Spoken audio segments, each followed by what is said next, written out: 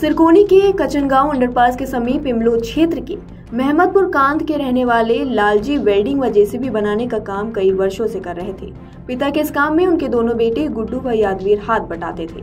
गुड्डू के साले देवेंद्र अफसोस कर रहे थे कि काश वह बहन की बात मानकर रात में ही कारखाने चले गए होते तो शायद उनके बहनोई गुड्डू जिंदा होते। घटनास्थल से करीब 10 किलोमीटर दूर खरौरा गांव के रहने वाले देवेंद्र ने बताया कि कुछ वर्ष पहले ही लालजी ने नेवादा अंडरपास के समीप लालजी भैया इंजीनियरिंग व इलेक्ट्रॉनिक्स के नाम से कारखाना खोला था। कारखाने में जल निगम की पाइपों पर चूड़ी पेरने का काम होता है। काम खत्म होने के बाद तीनों में से कोई न कोई रात में घर जरूर जाता था। कोई यहाँ पर सामान की रखवाली के लिए रुक जाता था। रविवार को अचानक क्या हुआ कि तीनों में से कोई रात में घर नहीं गया। ये बात बहन सरिता को सताने लगी। सोचा काम ज्यादा होगा, इसलिए कोई घर नहीं लौटा। रात 12 बजे के बाद भी कोई घर नहीं आया तो उसे चिंता हुई। उसने मोबाइल पर फोन लगाना चाहा लेकिन फोन नहीं उठा। उसने फोन पर कहा कि भैया जरा देख लेते, आज न पापा जी न आर्यन के पापा मतलब गुड्डू घर आए हैं। देवेंद्र ने रात होने का हवाला देते हुए कहा कि बहन सुबह होते ही जाकर देख लूंगा। तीरे हत्याकांड से व्यथित देवेंद्र अफसोस कर रहे थे कि काश वे अपनी बहन की बात सुनकर रात में ही कारखाने चले गए होते तो शायद घटना टल सकती थी। उनके बहनोई गुड्डू जिंदा होते।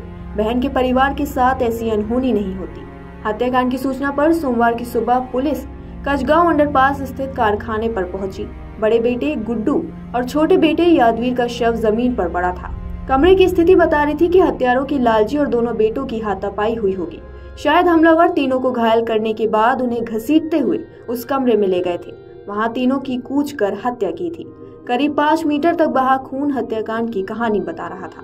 बहू सरिता ने बताया कि पति पर 1 वर्ष पहले भी जगदीशपुर गांव के रहने वाले पूर्व बसपा जिला अध्यक्ष पलटू राम नागर ने जानलेवा हमला किया था।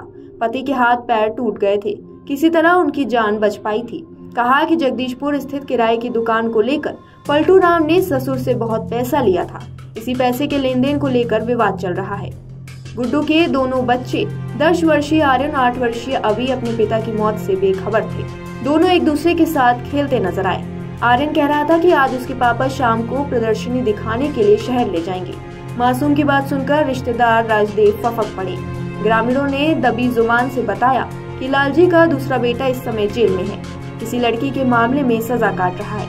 वहीं यादवीर की शादी पक्की होने वाली थी। लालजी के परिवार में उनके 3 बेटे गुड्डू, जिलाजीत व यादवीर कमाने वाले थे। जिलाजीत एक मुकदमे में जेल में बंद है। घर के मुखिया समेत दोनों बेटों की मौत से पूरा परिवार गमगीन है। बहू सरिता व सास प्रभावती का सुहाग उजड़ चुका है। दोनों बदहवास हैं। रिश्तेदारों ने चिंता जताई कि आखिरकार परिवार की रोजी रोटी कैसे चलेगी। अब कोई कमाने वाला नहीं बचा है। मझला बेटा जिलाजीत जेल में है, पता नहीं उसे कब जमानत मिलेगी। बच्चे अभी छोटे हैं। पिता लालजी और भाई गुड्डू और यादवीर की मौत की सूचना पर बहन सपना घर पहुंची तो विलाप करते हुए बेहोश होकर गिर गई। गांव की महिलाओं ने उसे किसी तरह संभाला। बस्ती के आधे से ज्यादा लोग पोस्टमार्टम हाउस चले गए थे। सपना के रोने व चीखने की आवाज से मौजूद सबकी आंखें नम हो गई। सपना यही बार बार कह रही थी कि आखिर क्यों किसी ने मेरे पिता और मेरे भाई को मार डाला। पीड़ित परिवार को संभालने के लिए रिश्तेदार भी पहुंच गए थे। घर की बिलख रही महिलाओं को लोग संभालने में जुटे थे। उधर गांव के लोगों ने बताया कि इस समय लालजी और दोनों बेटे लगातार व्यवसाय में सफल हो रहे थे। अचानक हुई इस वारदात से पूरे गांव में मातम है। सुरक्षा के तहत लालजी के घर पर 2 उप निरीक्षक और 4 हेड कांस्टेबल तैनात हैं। अगर आप ये वीडियो YouTube पर देख रहे हैं तो हमारे चैनल को सब्सक्राइब करें और बेल आइकन को दबाना ना भूलें। अगर आप Facebook पर ये वीडियो देख रहे हैं तो हमारे पेज को लाइक करें।